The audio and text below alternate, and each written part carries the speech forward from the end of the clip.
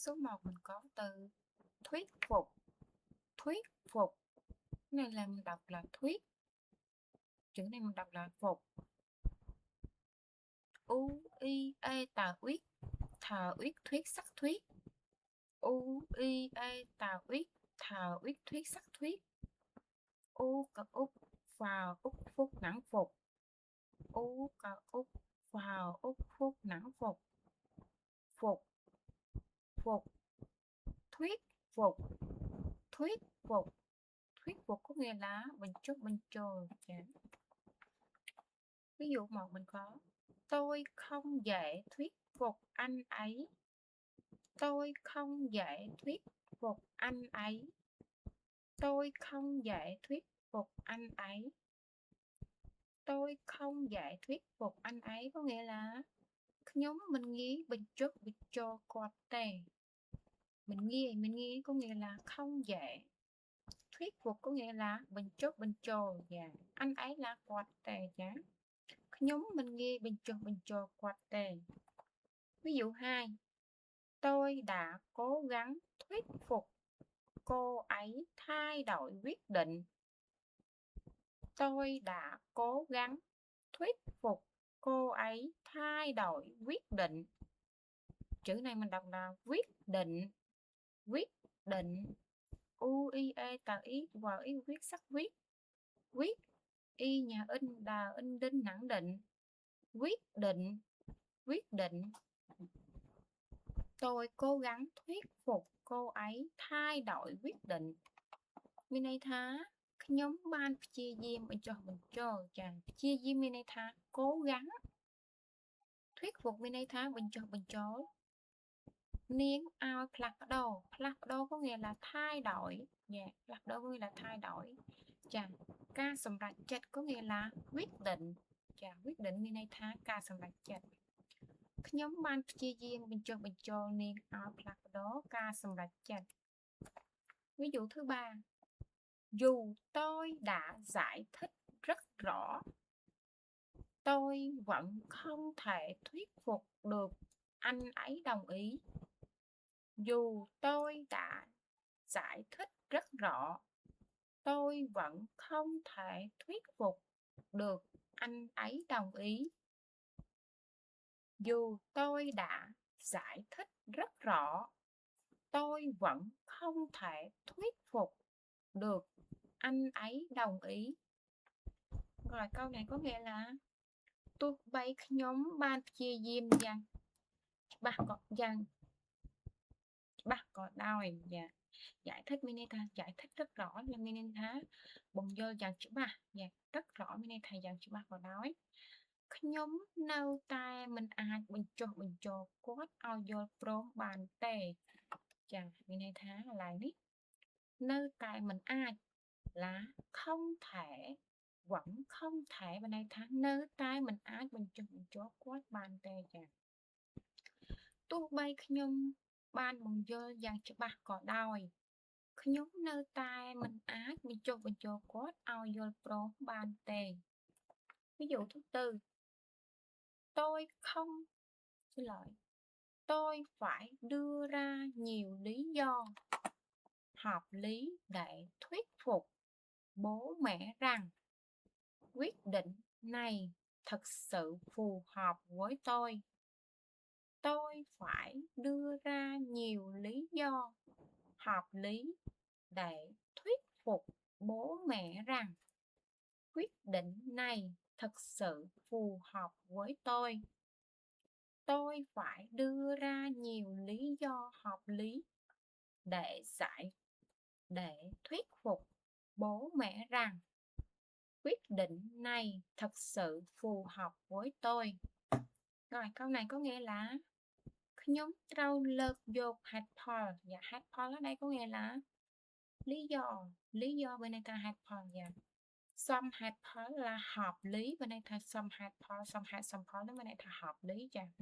chị tra bên này ta rất nhiều chà nhiều bên này ta chị tra này đâm bấy bên trôi thuyết phục ao phục một đái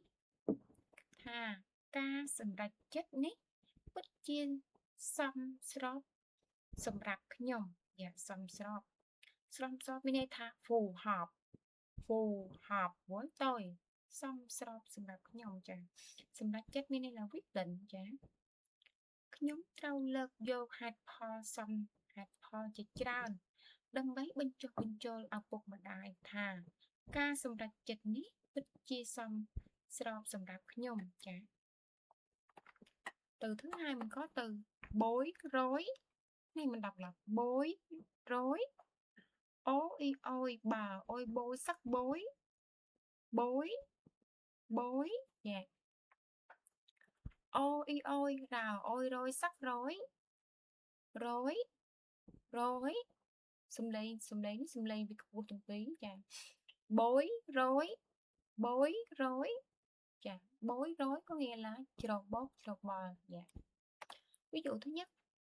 tôi không biết phải nói gì nên khá bối rối tôi không biết phải nói gì nên khá bối rối tôi không biết phải nói gì nên khá bối rối dạ rồi bên đây thá nhóm mình đang tha dạ nhóm mình đang thá lại ní trớ ni gì ở vậy tề dạ trớ ni gì bên đây thằng nói dạ không biết nói gì bên đây thằng mình đang thật mình đang trớ ni gì ấy tề rồi chứ này nhóm miền aram tha chợ bột chợ bò dạ chợ bò là khá bối rối bên đây tha chợ bột chợ bò dạ ví dụ 2 tôi cảm thấy khá bối rối khi mọi người đột nhiên hỏi tôi về chuyện đó này mình đọc là chuyện đó yeah. Tôi cảm thấy khá bối rối khi mọi người đột nhiên hỏi tôi về chuyện đó tôi cảm thấy khá bối rối khi mọi người đột nhiên hỏi tôi về chuyện đó dạ có nghĩa là nhóm nghe là rong thà và cảm thấy là nghe là rong thá khá bối rối với đi thá chừa bốt chừa bó nè chà lại khá nhưng đã bị đi tức bị nặng cái bên này thật khá này chàng pe cột ní sắp tai xua nhóm ông bí rừng này cột ní bên này thà mỗi người chà mỗi người bên này thật cột ní xua đây là hỏi đột nhiên hỏi sắp tai xua chà sắp tai xua bên này thật đột nhiên hỏi chà chuyện đó về chuyện đó bên này thật ông bí rừng luôn chà nhóm miền Aram chừa bột nè pe cột ní sắp tai xua nhóm ông bí rừng luôn ví dụ thứ ba vì tình huống xảy ra quá bất ngờ vì tình huống này mình đọc là tình huống y nhà in tà in tên viên tình nên mình đọc là huống u ô ngào uống hào uống huống sắc huống huống tình huống xảy ra quá bất ngờ tôi bối rối đến mức không thể đưa ra câu trả lời ngay lập tức vì tình huống xảy ra quá bất ngờ tôi bối rối đến mức không thể đưa ra câu trả lời ngay lập tức vì tình huống xảy ra quá bất ngờ tôi bối rối đến mức không thể đưa ra câu trả lời ngay lập tức ở đây có nghĩa là đôi xaสถานการณ์เกิดឡើងភ្លាមពេកចាxảy ra ngay lập tức bên đây thaវាកើតឡើងភ្លាមពេកខ្ញុំច្របូកច្របល់ដល់ថ្នាក់មិនអាចផ្ដល់ចម្លើយភ្លាមបានទេចាcó nghĩa làគាត់នឹងគាត់ច្របូកច្របល់ចា đến mức không thể đưa ra nó bên đây thậtផ្ដល់ចម្លើយចា đưa ra câu trả lời bên đây thaចម្លើយចា ngay lập tức bên đây thật phim chà phim lờ ní cái thật phim Việt Nam thì hàng tháng ngay lập tức chà đôi xa Thanakaកើតឡើងភ្លាមពេកខ្ញុំច្របូកច្របល់ដល់ថ្នាក់មិនអាចផ្ដល់ចម្លើយភ្លាមបានទេចាcái ví dụ thứ tư trước một vấn đề mà mình chưa từng gặp. Trước một vấn đề mà mình chưa từng gặp. Đôi khi chúng ta dễ trở nên bối rối và không biết nên bắt đầu giải quyết từ đâu. Trước một vấn đề mà mình chưa từng gặp. Đôi khi chúng ta dễ trở nên bối rối và không biết nên bắt đầu giải quyết từ đâu. Trước một vấn đề mà mình chưa từng gặp. Đôi khi chúng ta dễ trở nên bối rối và không biết nên bắt đầu giải quyết từ đâu. Nên tha nếuចំពោះមុខបញ្ហាចំពោះមុខបញ្ហាcó nghĩa là trước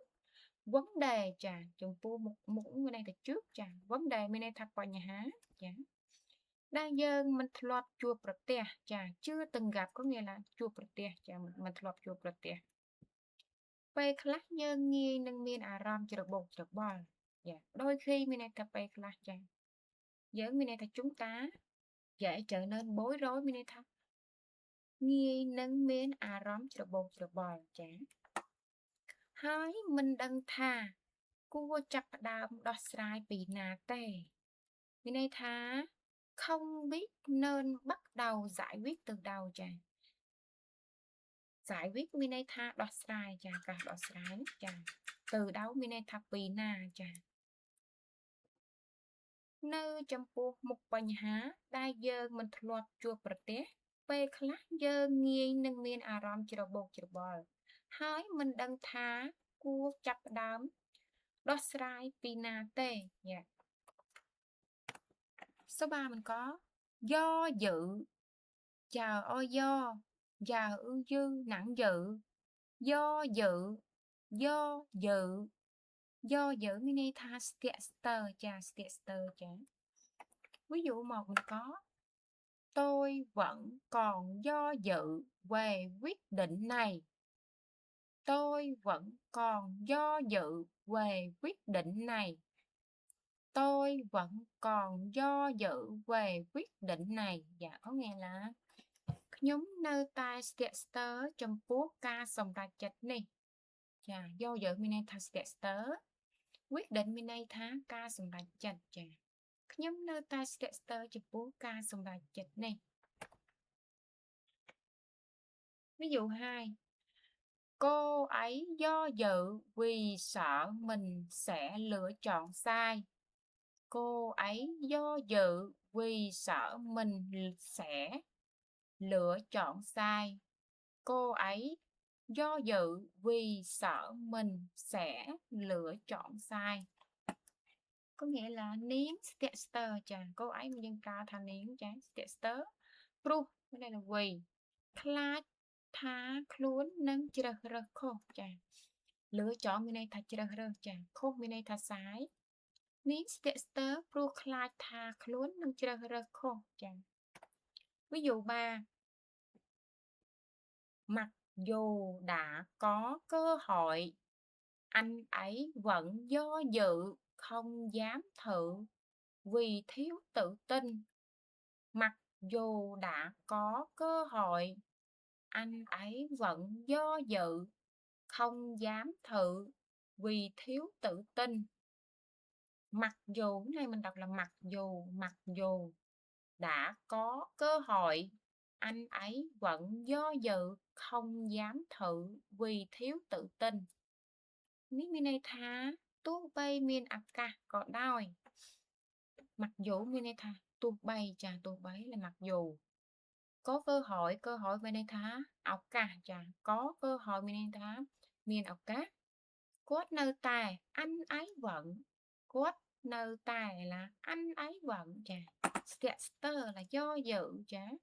មិនហ៊ានសាកល្បងព្រោះខ្វះទំនុកចិត្តចា không dám thử មិនហ៊ានសាកល្បងចា vì thiếu tự tin មានន័យថាខ្វះទំនុកចិត្តdạ ví dụ thứ tư nếu cứ do dự quá lâu trước những cơ hội quan trọng chúng ta có thể sẽ hối tiếc vì đã không hành động đúng lúc Nếu cứ do dự quá lâu trước những cơ hội quan trọng, chúng ta có thể sẽ hối tiếc. Này mình đọc là hối tiếc nha, vì đã không hành động đúng lúc. Nếu cứ do dự quá lâu trước những cơ hội quan trọng, chúng ta có thể sẽ hối tiếc vì đã không hành động đúng lúc.នេះមានន័យថាប្រសិនបើស្ទាក់ស្ទើរយូរពេកចំពោះឱកាសសំខាន់យ៉ាយោយើមានន័យស្ទាក់ស្ទើរយូរពេកមានន័យថាquá lâuចាcơ hộiមានន័យថាឱកាសចាquan trọngមានន័យថាសំខាន់ចាយើងអាចនឹងសោកស្ដាយពាក្យថាសោកស្ដាយយើងអាចនិយាយថាហួយtiếកឬក៏ហួយហឹងបានដែរចាហួយហឹងឬក៏ហួយtiếកមានន័យថាសោកស្ដាយព្រោះមិនបានចាប់វិធានការទាន់ពេលវេលាចាsố 4 mình có từ trì hoãn. Này mình đọc là trì. Chờ y tri quyền trì. Này mình đọc là hoãn. O a nào oan, hờ oan hoan ngã hoãn. O a nào oan, hờ oan hoan ngã hoãn. Trì hoãn có nghĩa là ví dụ 1. Tôi không muốn tiếp tục trì hoãn việc này. Tôi không muốn tiếp tục trì hoãn việc này. Tôi không muốn tiếp tục trì hoãn việc này. មានន័យថាខ្ញុំមិនចង់បន្តពជាពេលរឿងនេះទៀតទេយ៉ាtrì hoãn việc này នឹងមានន័យថារឿង việc này មានន័យថារឿងនេះចារឿងនេះទៀតទេ không muốn មានន័យថាមិនចង់ចាខ្ញុំមិនចង់ពជាពេលរឿងនេះទៀតទេ ví dụ 2. Cậu ấy thường trì hoãn những việc khó vì sợ không làm tốt. Cậu ấy thường trì hoãn những việc khó vì sợ làm không tốt. Cậu ấy thường trì hoãn những việc khó vì sợ làm không tốt. មានន័យថាគាត់តែងតែពជាពេលការងារដែលពិបាកចាព្រោះខ្លាចធ្វើមិនបានល្អយ៉ាtrì hoãn làពជាពេលចាការងារមានន័យថាcông việc khóមានន័យថាពិបាកចាព្រោះខ្លាចមានន័យថា vì sợ ចាធ្វើបានល្អមានន័យថា làm tốt ចានេះធ្វើមិនបានល្អមានន័យថា không làm tốt គាត់តែងតែពជាពេលការងារដែលពិបាកព្រោះខ្លាចធ្វើមិនបានល្អ ví dụ thứ 3. Nếu cứ trì hoãn việc học, bạn sẽ càng khó theo kịp tiến độ của lớp. Nên mình đọc là tiến độ, tiến y e n yến tờ yên tiếng sắc tiến, đờ ô đô nặng độ, tiến độ. Nếu cứ trì hoãn việc học, bạn sẽ càng khó theo kịp tiến độ của lớp. Nếu cứ trì hoãn việc học, bạn sẽ càng khó theo kịp tiến độ của lớp. មានន័យថាប្រសិនបើនៅតែពជាពេលការរៀនចាអ្នកនឹងកាន់តែពិបាកតាមទាន់ការសិក្សារបស់ថ្នាក់ចា nếu cứ bên đâyប្រសិនបើចា trì hoãn là ពជាពេល việc học មានន័យថាការរៀនចាcàng khó bên đâyថាវាពិបាកចាវាពិបាក theo kịp tiến độ bên đâyថាតាមទាន់ការសិក្សាចា của lớp bên đâyថាថ្នាក់ ប្រសិនបើនៅតែពជាពេលការរៀនអ្នកនឹងកាន់តែពិបាកតាមទាន់ការសិក្សារបស់ថ្នាក់ ví dụ thứ 4. Chúng ta càng trì hoãn việc giải quyết vấn đề thì hậu quả về sau càng khó kiểm soát. Chúng ta càng trì hoãn việc giải quyết vấn đề thì hậu quả, này mình đọc là hậu quả, về sau càng khó kiểm soát. Này mình đọc là kiểm soát. Y ếm mà im cờ im kim hỏi kiệm soát này mình đọc là soát o a tà oát xà oát soát sắc soát soát, soát, kiểm soát, kiểm soát, kiểm soátមានន័យថាតោះយើងទៅបកប្រែយើងកាន់តែពយាពេលដោះស្រាយបញ្ហាផលវិបាកនៅពេលក្រោយក៏កាន់តែពិបាកគ្រប់គ្រងចា៎ដែលនេះដោះស្រាយមានន័យថាgiải quyếtចា៎ដោះស្រាយមានន័យថាយ៉ាងgiải quyết hậu quả បានន័យថាផលវិបាកចា៎ពេលក្រោយមានន័យថាcàng về sau ខkiểm soát មានន័យថាពិបាកគ្រប់គ្រងចា៎យើងកាន់តែពយាពេលដោះស្រាយបញ្ហាផលវិបាកនៅពេលក្រោយក៏កាន់តែពិបាកគ្រប់គ្រងtừ thứ năm mình có từ ấn tượng ấn tượng này mình đọc là ấn ấn ấn sắc ấn ấn này mình đọc là tượng ương ơ ngào ương tào ương tương nặng tượng ương ơ ngào ương tào ương tương nặng tượng ấn tượng ấn tượng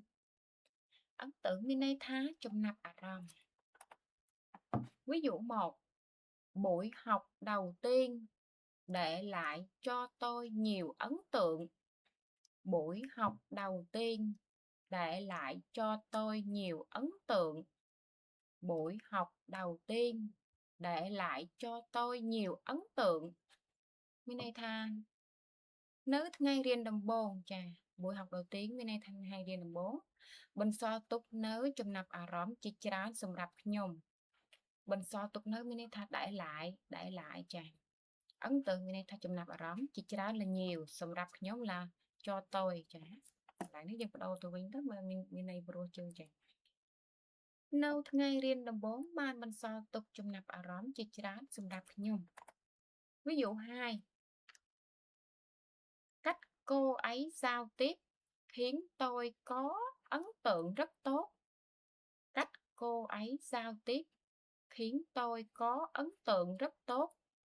cách cô ấy giao tiếp khiến tôi có ấn tượng rất tốt cách cô ấy giao tiếp khiến tôi có ấn tượng rất tốt Minetha Rubib đai niếng Prasai tệ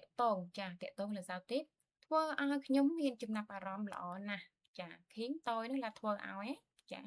ấn tượng dân chụp hơi chụp nạp rõm chà rất tốt Minetha lọ nè chà Rubib đai niếng Prasai tệ tôn thua ai nhóm viên chụp nạp rõm lọ nè ví dụ thứ 3 mặc dù chỉ gặp nhau một lần cách nói chuyện chân thành của anh ấy vẫn để lại trong tôi một ấn tượng sâu sắc mặc dù chỉ gặp nhau một lần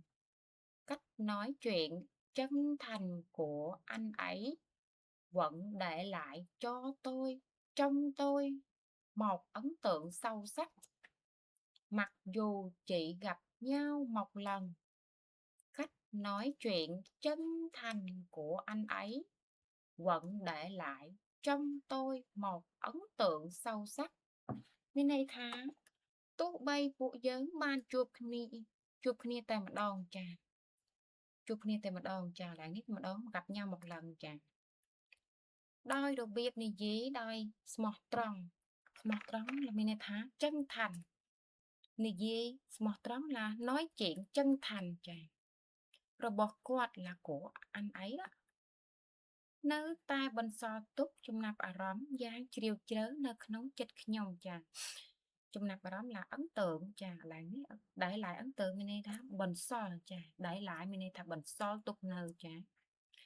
nóng chết nhông Minetha để lại trong tôi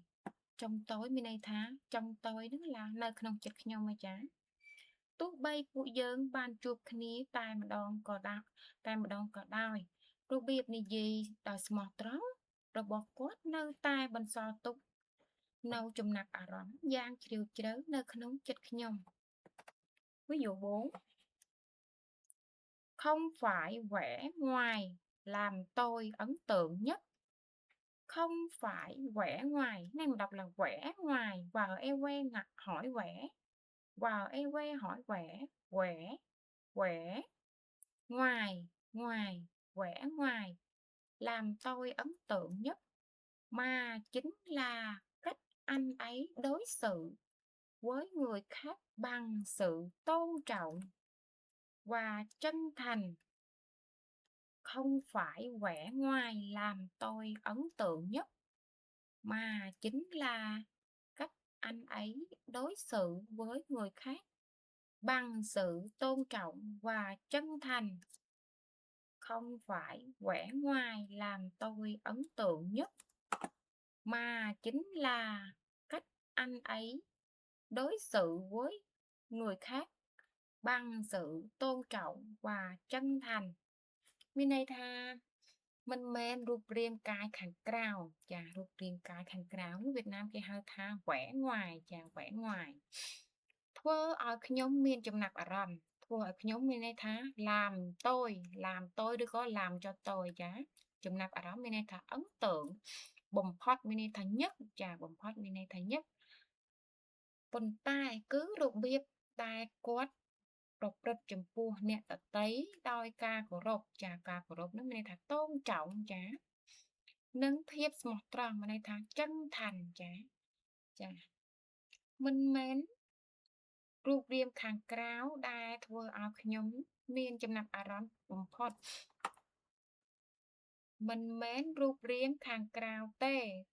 ដែលធ្វើឲ្យខ្ញុំមានចំណាប់អារម្មណ៍បំផុតប៉ុន្តែគឺរបៀបដែលគាត់ប្រព្រឹត្តចំពោះអ្នកដទៃដោយការគោរពចានិងភាពស្មោះត្រង់របស់គាត់ចាសូមអរគុណ